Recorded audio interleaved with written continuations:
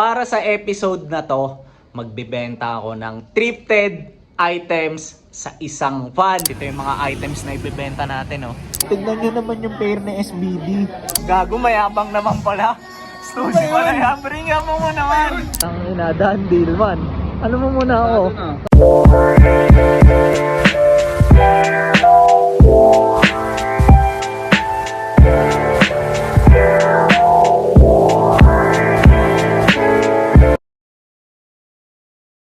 Yo! Good day sa inyong lahat. So para sa episode na to, magbibenta ako ng thrifted items sa isang van. So let's go! Tapos papakita ko lang muna sa inyo ng mabilisan ang aking forma. So check it out nyo. Actually medyo late na nga ako eh. So gamit ko ngayon itong favorite ko na vintage Nike ACG hat and itong vintage na camel shirt. Ayan, meron pa tong bucket. Okay ba? So nakuha ko to sa Vintage Neko. So shoutout sa'yo Ate Sese and sa people behind the shop. Tapos sobrang ganda ng details nito para sa akin. So ayan oh. Meron lang pocket dito. Tapos simpleng branding ng camel. Tapos pakita ko lang ulit yung likod. Yan. Somewhere dyan meron tong date ng 1989. Yan. So 80s na vintage shirt. Tapos naka single stitch all over. Tapos para naman sa pants. So gamit ko ngayon itong parachute pants. And itong vintage na Nike ACG pair ko. Ayan. Tapos pakita ko lang din sa inyo. So ito yung item na kukuhanin nung magiging commit up ko or nung solid fan nga. Ayan. So button down polo to. Tapos ang brand niya is ito, Gap. So nag-PM lang sa akin tong fan na to. Tapos nag-inquire siya kung meron daw ba akong if by any chance meron akong ito nga navy blue na button down polo tapos sakto. Ayan, meron ako. So ayan. So sakto sa description niya. Tapos since syempre magkikita kami, susulitin ko na, 'di ba? So magdadala pa ako ng isang item, ito. So susubukan kong i-upsell sa kanya to. So ito naman, medyo madilim dun eh. Dito ko ipapakita. So Dickies pants to na hickory. Tapos naisip ko lang dalhin to para alam niyo yun, meron siyang panero na dun sa polo and magkakulay kasi sila eh. Ayan, di ba? Para if ever sulit yung galaw. So samahan niyo ako. Tapos sana, di ba, mabentahan pa natin siya. So let's go! Traffic sa Thailand, oh.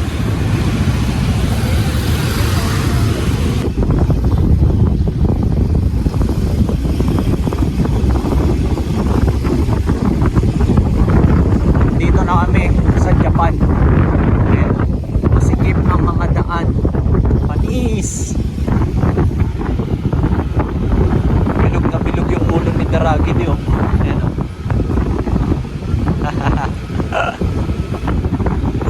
Bolang kristal. Ano yan? Ano yan? Ano yan? Alam mo talaga no? Nagpanatili tayo syempre ng peace and order dito sa mga nasasakupan natin. Ha? Alam mo talaga, rumorondang mayor. Dito naman tayo ngayon. So mabilis ang flight eh. Sa India. Tingnan nyo yung daan dito. Ayan o. Diba? Ayan, dito tayo sa India. Pang, pang, pang, pang, pang, pang. Pang, pang. Pang, pang, pang. Ano pa, gumaganon pa. Kung hindi nyo narinig, sabi niya, Daragidi nga eh. Gumaganon pa talaga. Galit. Galit si Daragidi. Victory Daragidi. Tangina, panis na naman si Vision Vulture. Okay, nandito naman tayo ngayon. So, medyo mapuno. Nandito tayo sa Bali, Indonesia.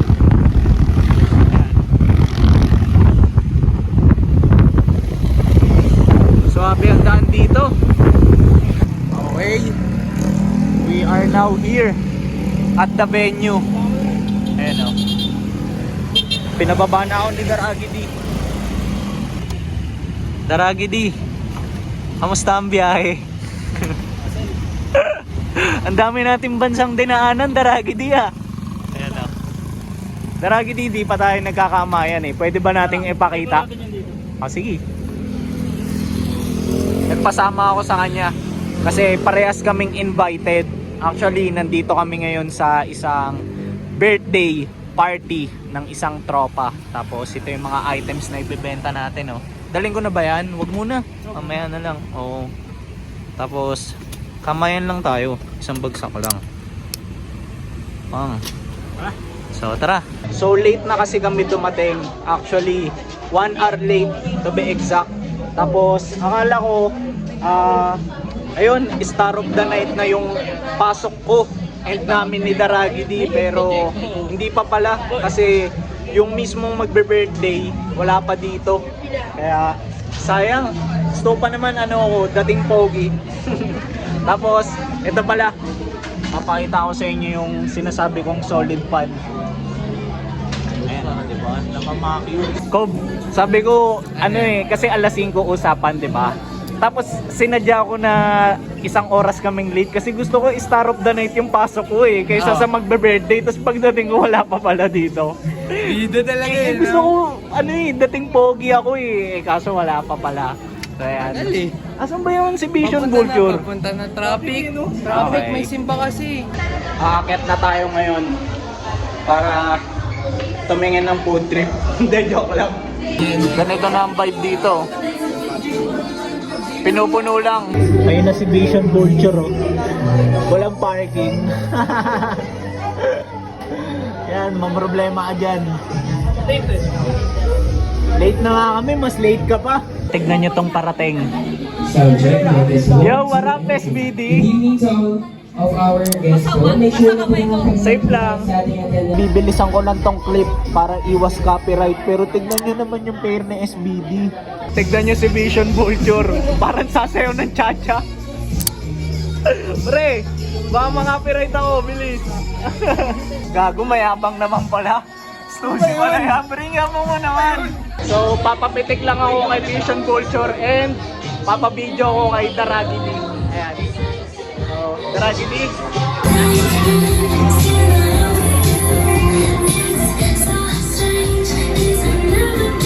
Bago ka pre, parehas pa ata tayo ng pants. Gio. Gago. Lapang naman yan pre. Eto na siya sa kanyang pagiging idol. And thank you sir, natin nakita si Ate Gab. Let me introduce muna ang kanyang family. Ayan first, ang kanyang daddy na si Daddy Rega. Ang palakpakan naman natin. Grabe ang gwapo naman ng daddy at Ate Gab. And of course, ang kanyang rescue mommy na si Mommy Erwin. Palakpakan naman natin. And of course, ang kanyang Teddy Bear!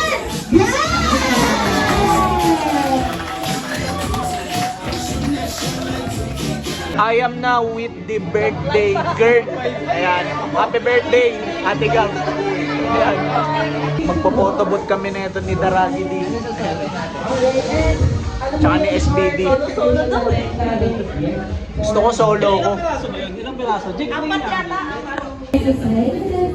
Alright, next one. Si Ma'am Charlotte. Side. Alright, picture niya naman kayo birthday na.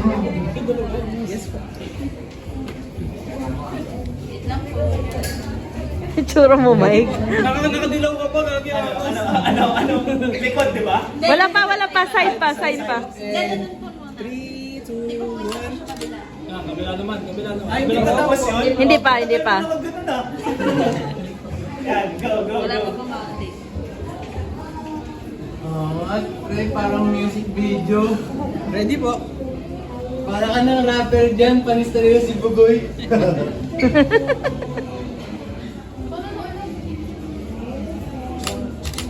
Yung pangapat mo, ano, hawak ka na lang ganun. Di ba? Oo. Parang ano rin totoo. Oo, hawak ka ng sign. Mo na lang.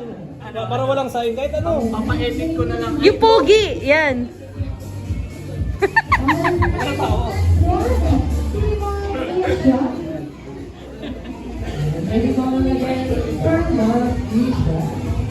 Ayun si Ma'am. Thank you. Ito na ang aking mugshot. Nice one. Check natin. Angat. Dalawa. Thank you, thank you. Thank you, thank you. Lumabas lang kami saglit na itong solid pan para tignan yung item or items na kukunin niya sa akin, di ba?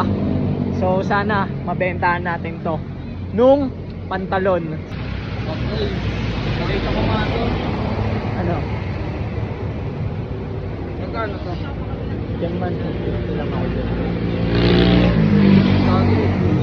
600. 750. Kasama to. Safe lang.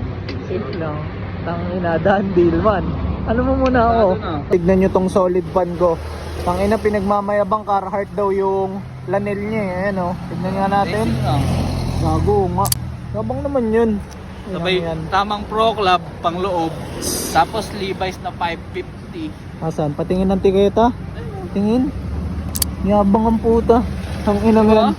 Ito kaya hindi ko na pinlastic yung items kasi alam ko mayabang yung kamitap ko eh. Ayan o. Sabi ko kapag love ko yung giget sa akin, naka paper bag pa yan. Pero since ito yung kukuha sa akin, sabi ko tangina, sige, dalhin mo na yan. Bahala ka dyan. Magpapakita kay Mike Lacson, may nasuot mo. Pukin na Taplado ka dun. So linawin ko lang, tangina. Solid brother ko to, solid kapatid ko to, tangina. Kaya ganito kami magbiruan nito kasi ang inang yan. Tagal din naming di nagkita nito. So yan. Pero every time na meron akong chance para alam mo yun, makapag get together kami, sinasamantala ko. Tapos yan, tamang get siya sa akin ngayon na ngayon nga, yung polo tapos dinagdag ko na lang tong pants. Buti naman binili, di ba? Ang inangala ko hindi eh. Binarat pa. Tapos delay pa yung payment. Ang inang yan. Yup, nandito na ang FT.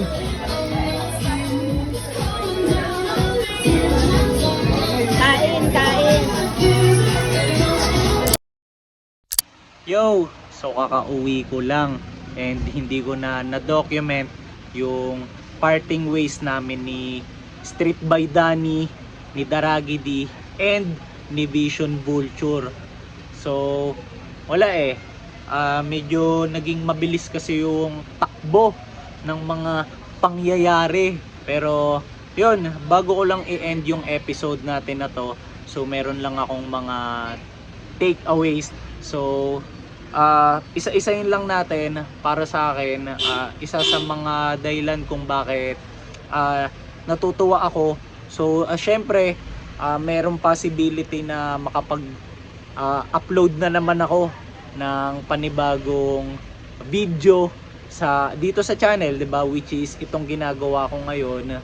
Tapos ang kagandahan pa dito, if ever, so medyo malayo to dun sa mga usual na ginagawa ko na thrifting episode. So kung baga lifestyle trip to, 'di ba? And para kasi sa akin maganda yung lifestyle trip in a way na at least napapakita ko rin sa inyo yung ibang mga, alam nyo yun, ginagawa ko aside sa pag-uukay, di ba? So kita nyo naman, naka-attend tayo ng birthday party.